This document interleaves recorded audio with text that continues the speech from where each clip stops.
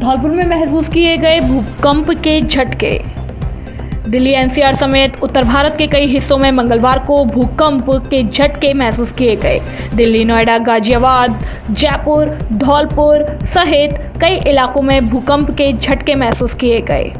मंगलवार दोपहर 2:25 पर पहला भूकंप आया, जिसका केंद्र नेपाल में था।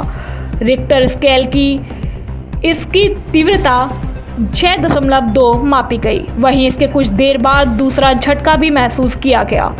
राष्ट्रीय भूकंप विज्ञान केंद्र के मुताबिक दूसरी बार भूकंप का आने का समय दोपहर 2:53 रहा। रिएक्टर स्केल पर इसकी तीव्रता 6.2 मापी गई। भूकंप की गहराई पृथ्वी के तल से 5 किलोमीटर रही। फिलहाल कहीं से जानमाल के नुकसान की खबर नहीं है। भूकंप आने के बाद लोग अपने घरों के बाहर निकले और दहशत का माहौल नजर आया। वहीं दफ्तरों में काम करने वाले लोग भी अपना काम छोड़कर बाहर की तरफ दौड़े। भूकंप के झटके महसूस होते ही कई लोगों ने सोशल मीडिया पर पंखे और लाइटें हिलने और ऑफिस और के बाहर निकलने के वीडियो भी शेयर किए। भूकंप के झटके महसूस होते ही केंद्रीय स्वास्थ्य मंत्री मनसुख मांडविया और उनके सहयोगी मध्य दिल्ली के निर्माण भवन स्थित अपने ऑफिस से बाहर निकल आए। कई ऑफिसों में कर्मचारियों को सचेत करने के लिए सायरन बजाया गया ताकि वे इमारतें खाली कर सके। उत्तर भारत के अन्य हिस्सों में भी भूकंप के झटके महसूस किए गए। दिल्ली से लगभग 500 किलोमीटर दूर उत्तर प्रदेश की राजधानी लखनऊ और लगभग 250 किलोमीटर दूर धौलपुर में भी धरती कांपी।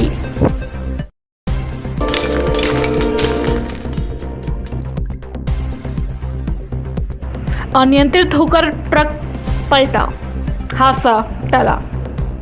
संगत्रा कस्बे से होकर गुजर रहे नेशनल हाईवे संख्या 11B खरेड़ नदी पुल पर एक ट्रक अनियंत्रित होकर पलट गया, जिसमें चालक को हल्की चोटें आई हैं। वहीं ट्रक पलटने के कारण पुल की बाउंड्री भी क्षतिग्रस्त हो गई। वहीं घटना की सूचना मिलते ही सरमथुरा थाना पुलिस भी मौके पर पहुंची। वहीं इस संदर्भ में ट्रक ड्राइवर मुकेश मीणा पुत्र सिरमो हर मीणा निवासी बथुआ को थाना सरमथुरा ने बताया कि वो मध्य प्रदेश के छतरपुर से अपने ट्रक में बेर का चूरन भरकर जयपुर ले जा रहा था। तभी सरमथुरा कस्बा के खरेड़ नदी पुल पर अचानक से ट्रक अनियंत्रित होकर पुल की बाउंड्री से टकराकर सड़क किनारे पलट गया।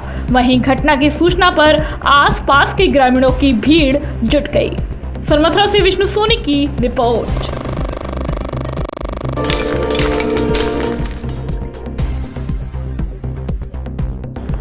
राजस्थान शिक्षक संघ राधाकृष्णन ने शिक्षकों के द्वारा विद्यालयों में मोबाइल पर ऑनलाइन उपस्थिति दर्ज करने के आदेश का जताया विरोध। राजस्थान शिक्षक संघ राधाकृष्णन धौलपुर में शिक्षा मंत्री राजस्थान सरकार, जयपुर एवं निदेशक माध्यमिक शिक्षा राजस्थान बीकानेर को ज्ञापन भेजकर स्कूलों में शिक्षकों और विद्यार्थियों की उपस्थिति शाला दर्पण ऐप पर ऑनलाइन दर्ज करने के आदेश का विरोध किया है। संघ के जिलाध्यक्ष ओम प्रकाश लोधा ने बताया कि कार्यालय निदेशक माध्यमिक शिक्षा बीकानेर द्वारा जारी आदेश के तहत प्रदेश के विद्यालयों में कार्यरत शिक्षकों व विद्यार्थियों की उपस्थिति 2 अक्टूबर से शाला दर्पण के शिक्षक ऐप के माध्यम से प्रतिदिन ऑनलाइन किए जाने के आदेश जारी किए गए, जो अव्यवहारिक और विरोधाभासी है। विभाग को अपने शिक्षकों और शिक्षा अधिकारियों की निष्ठा पर पूरा भरोसा रखना चाहिए। अतः राजस्थान शिक्षक संघ राधाकृष्णन ऐसे आदेशों को प्रत्यारहित करने की मांग करता है। इस अवसर पर शिक्षक संघ संरक्षक रमेश चंद्र भानु, सुरेंद्र कुमार सिकरवार, राष्ट्रपति अवार्डी धौलपुर ब्लॉक अध्यक्ष रणवीर सिंह सिकरवार, राम कुमार बघेल, गीता चौधरी, रुचिता देवी, अर्चना दीक्षित, रश्मि शर्मा, सुनीता देवी, राधा प्रयाग देवी, देवी गुड्डी देवी, कपूरी देवी, नंद किशोर आदि उपस्थित रहे।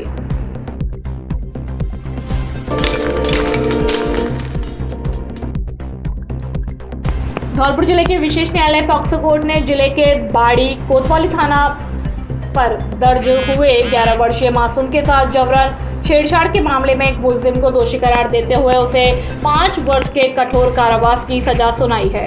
साथ ही 30,000 रुपए के जुर्माने से भी दंडित किया है। विशेष न्यायालय पॉक्सो कोर्ट के विशिष्ट लोक अभियोजक संतोष मिश्रा ने बताया कि धौलपुर जिले के बाड़ी कोतवाली थाना पुलिस पर एक परिवादी ने 9 अप्रैल 2021 को रिपोर्ट दर्ज कराई थी, जिसमें उसने बताया था कि उसकी 12 वर्षीय नाबालिग पुत्री 8 अप्रैल 2021 को शाम को ट्यूशन पढ़कर घर आई थी। उसके बाद उसकी नाबालिग पुत्री घर पर चारपाई पर बैठकर खाना खा रही थी। उसी समय घर पर आरोपी बबलू आ गया और पुत्री को 500 रुपए का लालच देकर गलत काम करने की कहने लगा, लेकिन पुत्री उसकी बातों में ना आकर बाहर चली गई। इसी दौरान आरोपी बबलू ने उसकी पुत्री से जूते मंगवाए तो आरोपी बबलू उसे पकड़कर घर के अंदर ले गया और कुंडी लगा दी। आरोपी बबलू जब नाबालिग के साथ गंदी हरकतें करने लगा तो वह जोर जोर से चिल्लाने लगी। पीड़िता के शोर के डर के मारे आरोपी बबलू मौके से भाग गया। शाम को परिजनों के आदेश के बाद पीड़िता ने घटना के बारे में जानकारी दी। पुलिस ने परिवादियों द्वारा दी गई तहरीर पर आरोपी बबलू के खिलाफ मामला दर्ज कर अनुसंधान के दौरान आरोपी बबली को गिरफ्तार कर पॉक्सो न्यायालय में पेश किया। आरोपी बबलू वर्तमान में न्यायिक अभिरक्षा में चल रहा है। प्रकरण में लोक अभियोजक ने 9 गवाह पेश कर दस्तावेजों को साबित कराया। प्रकरण में न्यायाधीश जमीर हुसैन ने दोनों पक्षों की बहस और लोक अभियोजक की दलील सुनने के बाद आज मंगलवार को मुलजिम बबलू पुत्र भीकम निवासी जगनेर को दोषी करार देते हुए पॉक्सो एक्ट की धारा 7 व 8 में 5 वर्ष और आईपीसी की धारा 354 में 3 वर्ष के कठोर कारावास की सजा सुनाई। साथ ही 30,000 रुपए के जुर्माने से दंडित भी किया है। सभी सजाएं एक साथ चलेंगी। पॉक्सो न्यायाधीश श्री जमीर हुसैन जी ने आज दिनांक 3/10/2023 को सुनाई आरोपी बबलू पुत्र भीकम को 5 वर्ष का कठोर कारावास एवं कुल 30,000 रुपये के जुर्माने से किया दंडित। मामला इस प्रकार से है जिसमें आरोपी बबलू ने एक 12 वर्षीय नाबालिग को घर में अकेला पाकर उसके साथ अश्लील हरकतें एवं छेड़खानी की गई थी, जिसमें पुलिस ने आरोपी बबलू को गिरफ्तार कर पॉक्सो न्यायालय में पेश किया।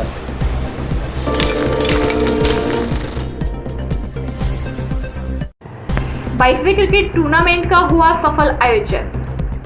चेन्नई में कल 22वें क्रिकेट टूर्नामेंट का आयोजन किया गया, जिसमें मुख्य अतिथि के रूप में तमिलनाडु के पुलिस अधीक्षक समय सिंह मीणा रहे, जबकि कार्यक्रम की अध्यक्षता DVMS के सदस्य RPF हंसराज मीणा रहे।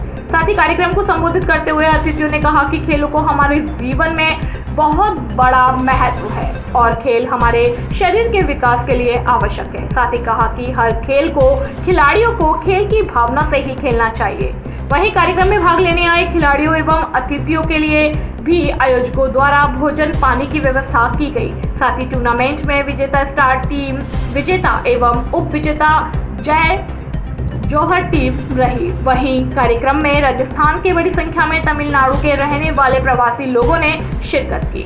इस दौरान RPF हंसराम मीणा, समाजसेवी राम नरेश, सुनीता मीणा, रामहंस मीणा, डिप्टी CTI बलवीर मीणा, खानपुर सिरमोहर मीणा, बनवारी सहित DVMC टीम के अन्य सदस्य भी मौजूद रहे।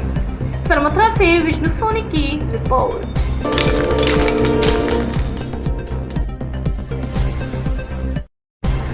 धौलपुर कोतवाली थाना क्षेत्र में बनवारी का अड्डा गांव के पास एक ट्रैक्टर ने बाइक सवार पिता पुत्र को मारी टक्कर।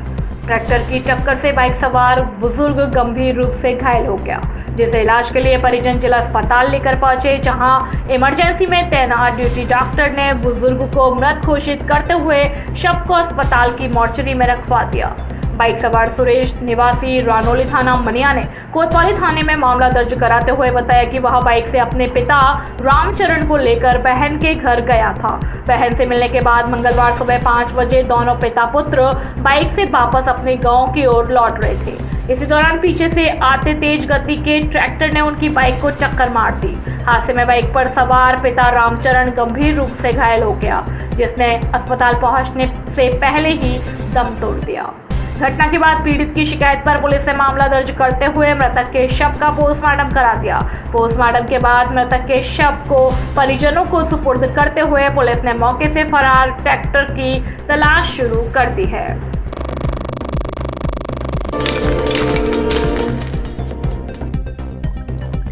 टोल टैक्स पर टोल कर्मियों ने किया श्रमदान।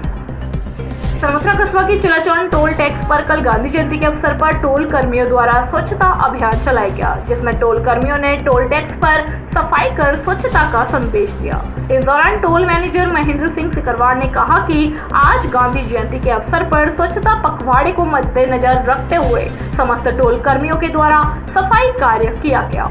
साथ ही टोल टैक्स से गुजरने वाले वाहन चालकों से भी स्वच्छता को लेकर अपील की गई। वहीं टोल इंचार्ज दिनेश सिंह परमार ने कहा कि सभी से अपील है कि कचरे को इधर उधर ना फेंकें, घरों से निकलने वाले कचरे को भी निर्धारित स्थान पर ही डालें। साथ ही पर्यावरण प्रेम को लेकर दिनेश सिंह ने कहा, जो फल हम घरों में खाते हैं उनके बीजों को हम यूं ही सड़क पर या बाहर फेंक देते हैं, लेकिन बढ़ते हुए प्रदूषण की रोकथाम के लिए पेड़ों का होना अति आवश्यक है। इसलिए जब भी हम कोई भी फल खाएं, उनके बीजों को उठाकर रखें और जब भी आप किसी सफर में जाएं, तो अपनी गाड़ी या बस की खिड़की से इन बीजों को सड़क किनारे बिखेरते हुए जाएं, जिससे ये मिट्टी में अंकुरित होकर फलदार वृक्ष बन सके। सरमथुरा से विष्णु सोनी की रिपोर्ट।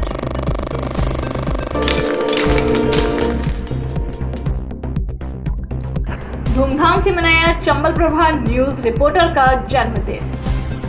सरमथुरा कस्बे में कल हमारे चंबल प्रभा न्यूज में कार्यरत रिपोर्टर विष्णु कुमार सोनी का 33वां जन्मदिन उनके निवास सबलगढ़ हाउस पर 2 केक काटकर बड़े ही धूमधाम से इष्ट मित्रों सहित पत्रकार बंधुओं ने मनाया और सोनी को जन्मदिन की शुभकामनाएं दी और विष्णु के उज्जवल भविष्य की कामना की गई। वहीं शाम को विष्णु के निवास पर जन्मदिन पार्टी का भी आयोजन किया गया, जिसमें सरमथुरा उपखंड के समस्त पत्रकार बंधुओं समेत समाज सेवी मित्रगण सहित परिवारजनों ने भी शिरकत की। इस दौरान चंबल प्रभा न्यूज संपादक मोहन दुबे, एंकर उमापाल, पत्रकार मोहित गर्ग, सचिन मीणा, दिलीप सिंह परमार, विष्णु सेन, शिवम दीवान, वहीद खान, नेता प्रतिपक्ष सोनू कुमार शर्मा, मान सिंह चौहान, डॉक्टर प्रवीण, विजय सोनी, बॉबी सोनी, हरिओम सोनी, संजय सोनी, धर्मेंद्र सोनी, सुनील बंसल, सौरभ गोयल सहित अन्य मौजूद रहे। साथ ही चंबल प्रभा न्यूज परिवार की ओर से भी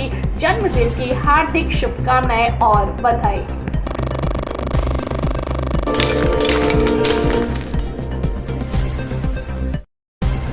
अखिल भारतीय विद्यार्थी परिषद की नगर कार्यकारिणी घोषित। अखिल भारतीय विद्यार्थी परिषद धौलपुर जिले की सैपू एवं बसई नवाब नगर की कार्यकारिणी घोषित की गई। विद्यार्थी परिषद के प्रांत खेल गतिविधि सह संयोजक नितिन कुशवाहा ने बताया कि सैपू नगर में नगर अध्यक्ष कुलदीप शर्मा एवं नगर मंत्री सुश्री नितेश कुशवाहा एवं नगर सह मंत्री श्री धारा लोधा एवं अभिषेक शर्मा को बनाया गया। इसी प्रकार वसी नवाब में नगर मंत्री राहुल कुमार एवं नगर सह मंत्री अजय गोस्वामी को बनाया गया।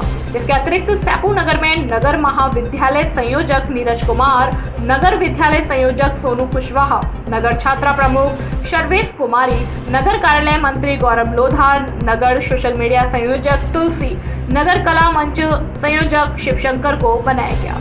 इसी प्रकार वसी नवाब नगर में सहकारी सरकारी महाविद्यालय के इकाई अध्यक्ष अजय कुशवाहा, इकाई सचिव पवन राज, इकाई उपाध्यक्ष सूरज राजपूत, मीडिया संयोजक आर्यन पाठक, मीडिया सह संयोजक रजत शर्मा, इकाई एसएफजी संयोजक हर्ष शर्मा, इकाई एसएफजी सह संयोजक विवेक परमार, इकाई एसएफएस संयोजक योगेश कुशवाहा, इकाई कार्यालय मंत्री अमित कुमार, कला मंच संयोजक काजल शर्मा, सदस्य अंजलि त्यागी, राधा कुमारी, प्राची कुमारी को मनाया गया। इस मौके पर सभी कार्यकर्ताओं का अभिनंदन कर स्वागत किया गया।